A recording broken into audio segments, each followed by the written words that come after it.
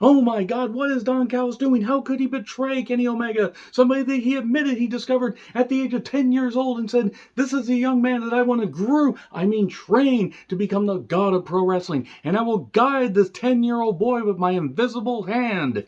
Boy, that goddamn gimmick turned out to be true to life, didn't it? Oh, but oh my goodness, Don Callis stabbing Kenny Omega in the head, not the back, with the screwdriver, and betraying, fracturing, splintering, obliterating a lifelong friendship. Maybe Don Callis discovered that there's a new 10-year-old boy that he can train, but don't worry, Don Callis would never admit to such a thing. He definitely wouldn't admit to it on cable television that was also broadcast around the goddamn world, except he did. Christian Cage pointed out. And honestly, it just proves more and more that Don Callis is a fucking piece of shit. And maybe more people will remember the fact that he admitted that. And there's so many skeletons in the motherfucker's closet that this really shouldn't be surprising, even though it was, not true to life. It was for television. He's not really that creepy, guys, except he totally fucking is. But let's get to the show. I'm John Rant with my review of AEW Dynamite from Detroit, Michigan.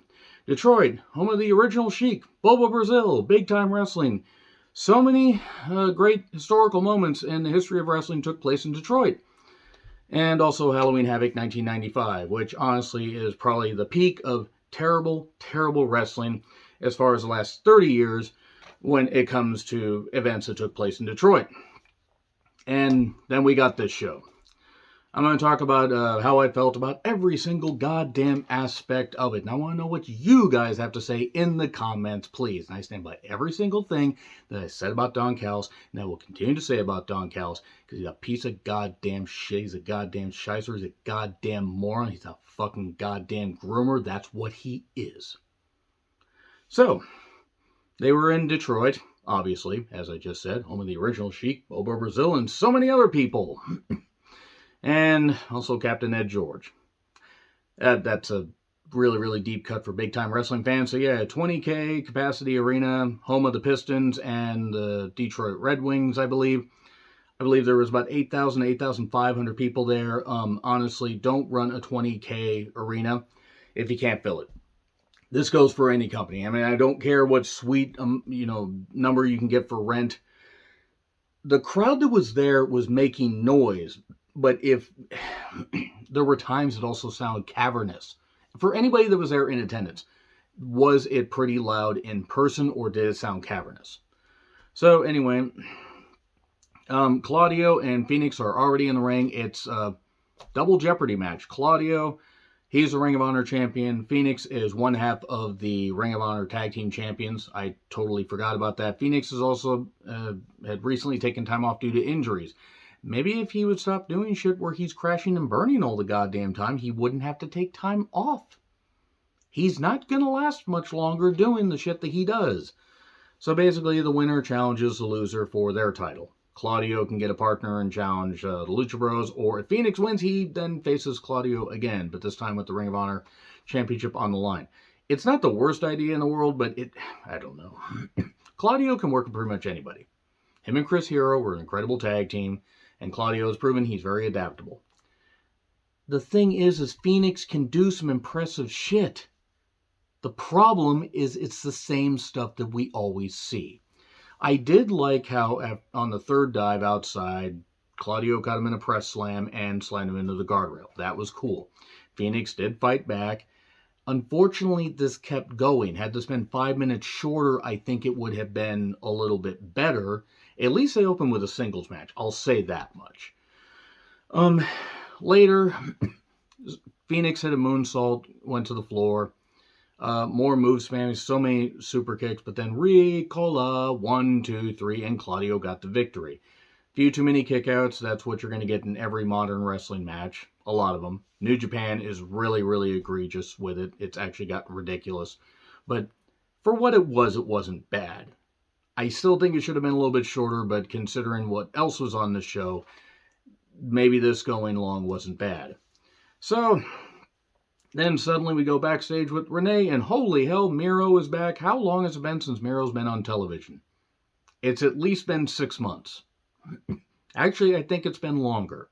I think it's been I remember he got sprayed in the face by one of the House of Black members. I think it was by Malachi, and then it was soon after that he just wasn't.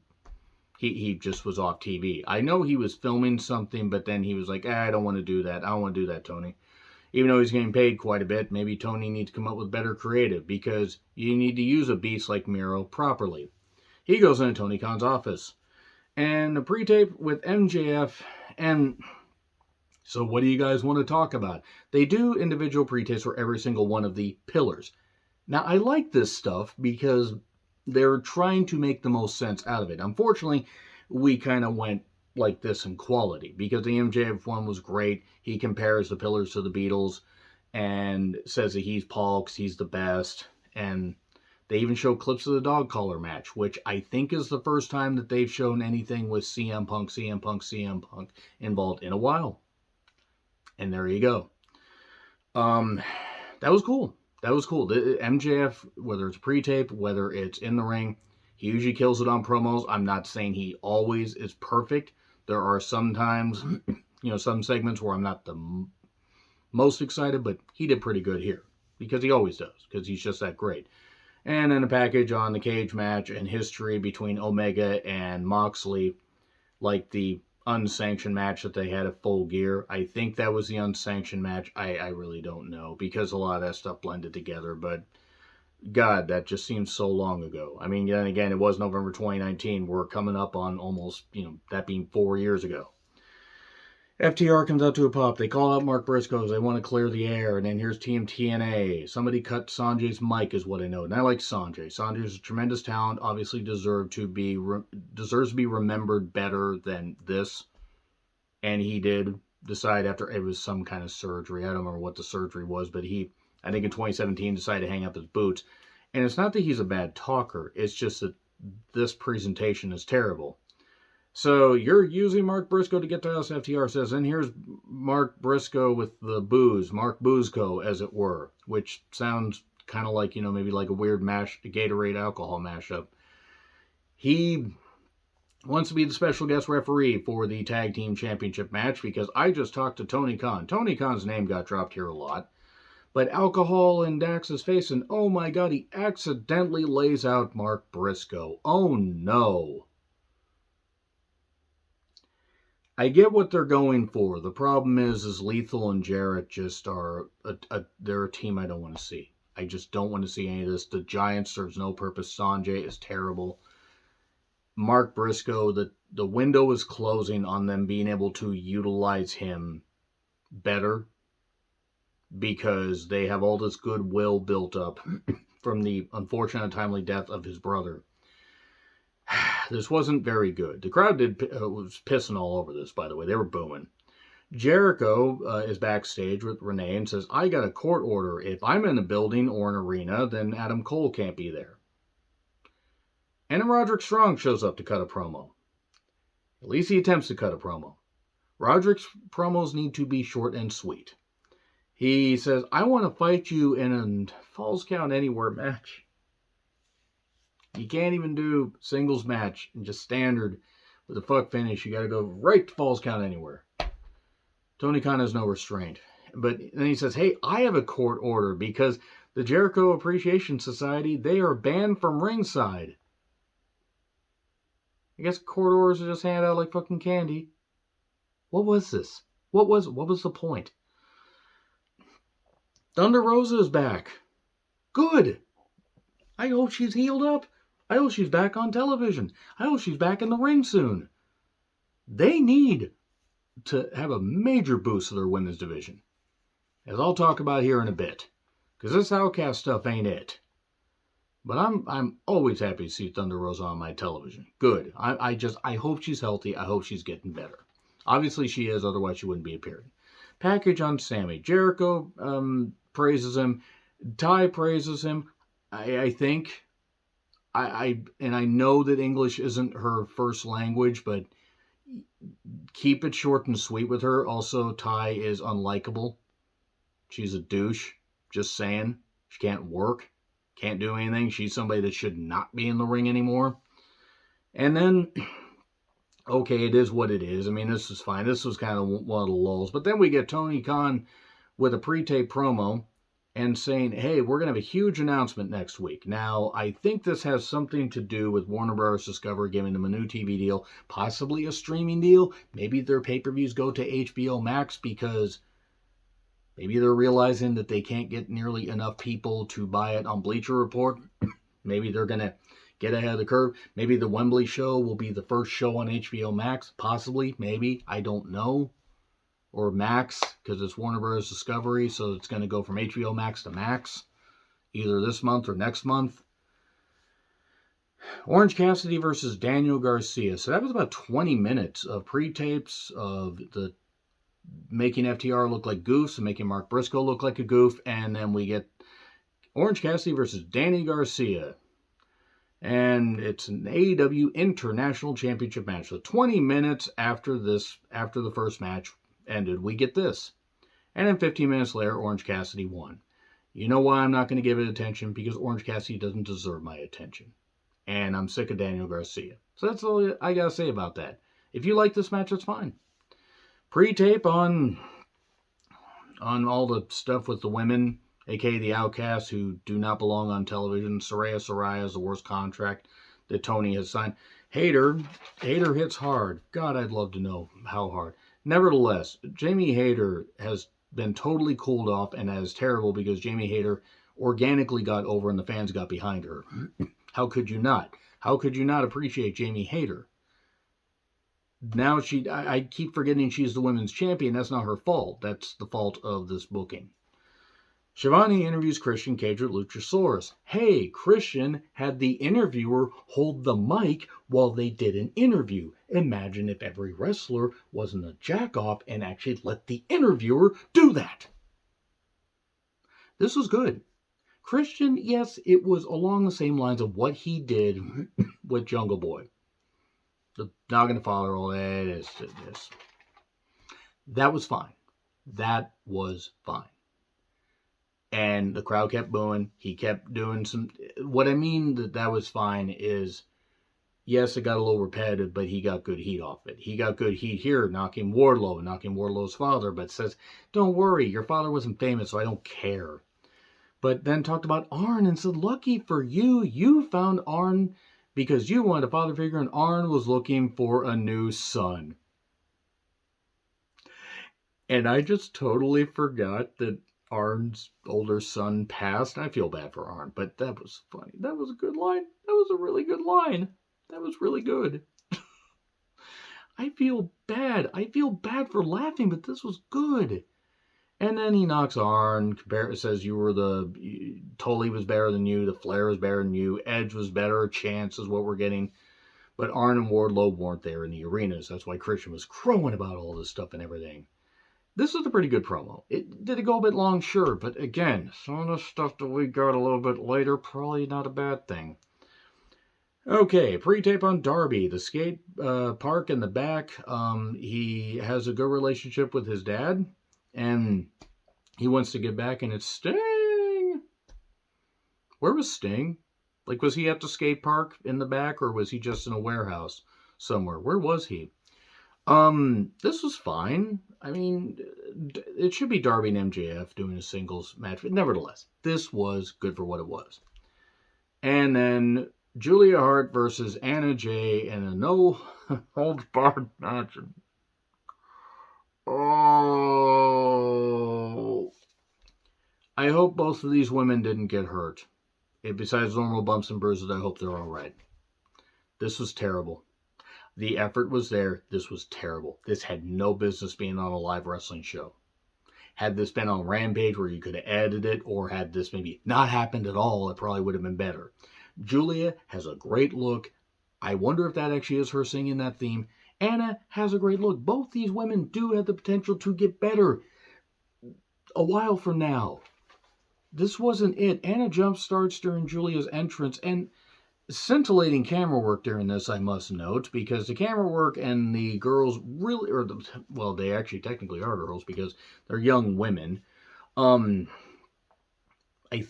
let's see, Julia's 21, Anna's 22, 23? So they still got years ahead of them. A trash can got brought in. Then a kendo stick. And then a pile of chairs. Why? You can implement weapons here and there and make it mean something. A trash can kick in the corner for 2. Why? Julia may have hurt her leg. Good job. Taking all those bumps in a match that nobody is going to remember. And that's not even their fault. They could have done something with good, hard hits and a few weapons, but no. Chair piles. It's stupid when the guys do it. It's stupid when they do it. Rampage is this Saturday, by the way. Holy hell, this was shit, is what I noted. They tried to do a suplex onto the chair pile. They missed it. And then Julia locked on a submission and got the victory. That was bad. That was really, really bad. It was not the worst thing on this show, but it was really bad. This did not belong on a live wrestling broadcast. So, house rules. Not the the house show shows that they have. Not the name of the house shows. No, house rules, House of Black rules.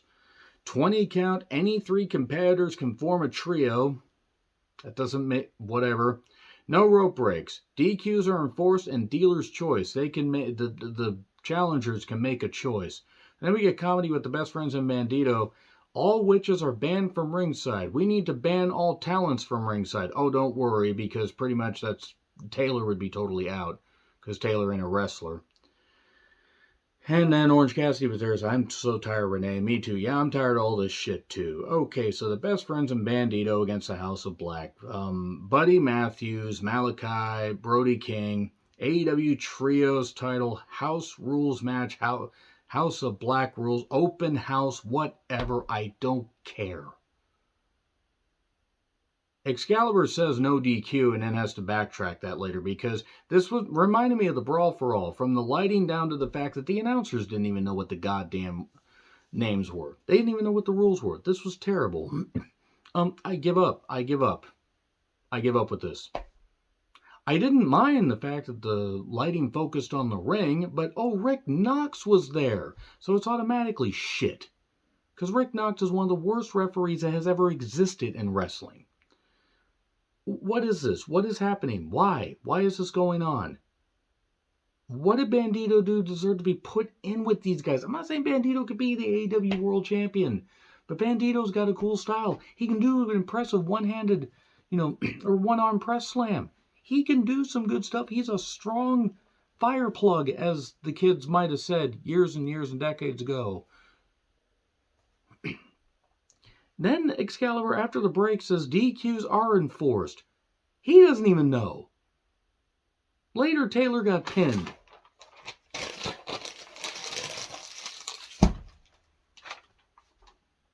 I didn't mind. If the announcers can't even keep the goddamn shit straight, then don't fucking do the shit. Backstage, we see Kyle Fletcher of Aussie Open staying over Orange Cassidy. He has the IWGP and the Strong Openweight Tag Team Championships in his possession, and he also wants the International Championship. Meaning he's going to be another guy fed to Orange Cassidy. Oh, watch Kyle Fletcher suddenly win. And I like Kyle Fletcher. I like Aussie Open. They've had some really good matches this year in New Japan, but good God. Jungle Boy pre-tape. He talks about training and, doing backyard wrestling from an early age. This makes so much sense why he's friends with the Young Bucks. Christian even chimes in. He wanted to bring something out of Jungle Boy. This is right. This is not, 2 months after the final burial match. Jack Perry needs either energy or something. Give him 5-hour energies loaded in a needle or a drip. Good God, he's bland. And he's not bad in the ring. What the fuck is this? This was the weakest pre-tape. They did 20 takes, and these were the best ones. Allison Kay is going to be on Rampage. Okay. Dynamite, Starks, and Jay White. Then we go to a package. Great, more Bullet Club stuff, and I had to watch a Jay White match. Jay White is good. This Bullet Club stuff is not. 25 minutes left. The cage lowers. Mox thing. You make Danielson sing and go to commentary with the Mox thing. Then we go to the break. We come back. Omega makes his entrance with 21 minutes left. Moxley and Omega steel cage match. But oh wait, jump start. and everybody's battling outside. And by everybody, I mean Mox and Omega are fighting. Callis kind of runs away a little bit because he don't want to get involved in this. Danielson's on commentary. Claudio and Yuta run down. Then the Bucks run down. They're having their thing over here while Omega and Moxley seemingly are taking a tea break. I don't know, because the camera focuses on all these people. And Claudio, poor Claudio, he's lost in all this goddamn shit. One of the Bucks faces off with Danielson. And then everybody's on the floor. It could be Nick, it could be Matt, I don't care. They're both idiots. One dives on everybody else on the pile. Security separating them. Then, meanwhile, Omega gets back in the ring. Okay, Omega gets in the ring. And then 3 security guards are stopping Moxley. And one's even pointing. We still got a match to go on, security man. What the hell are you doing? Okay, so now 3 to 5 minutes of this shit. And then we finally get to the goddamn cage match. Omega can't punch for shit is what I noted. And then we get a barbed wire covered chair. Why? Why? Genuine fucking question, why? I understood it in the barbed wire match that was dog shit at Revolution. Hated it. But I understand why they implemented that. But they implement a barbed wire chair. They do all this stuff. Mox is bleed. They have to cut away immediately because Mox is obviously bleeding. Because of course Mox is going to bleed. Bleeding in the cage match, I don't mind that at all. But he's bleeding because he got stomped with the the barbed wire chair, and he got hit in the head with the goddamn thing. And this is goddamn bullshit. This is the worst goddamn cage match that AEW has ever done. Actually, no, and they haven't done that many. That's taking it too far. This is the worst modern era cage match that I have seen in a while of big companies. And I'm not referring to Impact, because I'm sure Impact has done some good and some bad stuff, but goddamn, this reminded me exactly of Halloween Havoc 94. That's actually what this reminded me of. Except Halloween Havoc 94 was watched by more people. Yeah, and more people were watching WCW back then. But a barbed wire chair. But then back from break. Moxley, during the break, had unhooked the top rope and had the turnbuckle in his mouth in Omega's mouth. And just did that and couldn't use the cage, couldn't just make it a blood feud, and couldn't just make it that. No, you gotta have more weapons, more bullshit. Both these guys should be fired, is what I noted. This was terrible. This is the worst goddamn thing that AEW has done in a while. This is worse than what Moxley and Hangman did at Revolution. Because they actually tried to build this goddamn feud. Well, I mean, they tried to build that feud too, but that was terrible. This is worse. And then we get walking on, broken glass. Annie Lennox would be rolling over in her grave, and I don't even think she's dead yet. A V-trigger breaks the cage wall, but then Moxley gets the screwdriver, and Don Callis in his bright-ass jacket is stopping him. No, don't do this. I've got the screwdriver now. And then One Wing Angel, 1, 2, and Callis stabs Omega in the head with the screwdriver. Okay, Callis turned on Omega. He shocked everybody. Except I knew Omega was an idiot and not a very good guy. And I also know Don Callis is a piece of shit, so I'm not surprised. And then Moxley wins this, by the way. And I don't need you, Kenny, is essentially what, Callis was saying, because he probably found another 10-year-old boy to groom. I'm not even going to try to hide it. This was terrible. This was absolutely terrible. I hated this. I don't think that's going to be surprising. I look forward to getting a bunch of backlash in the comments, but also these are just my opinions. One of the worst goddamn main events AEW has done in pretty much in its existence. Agree, disagree what I said, like, share, subscribe, Twitter handle in the description. I'm John Rentlin. I'll see you soon.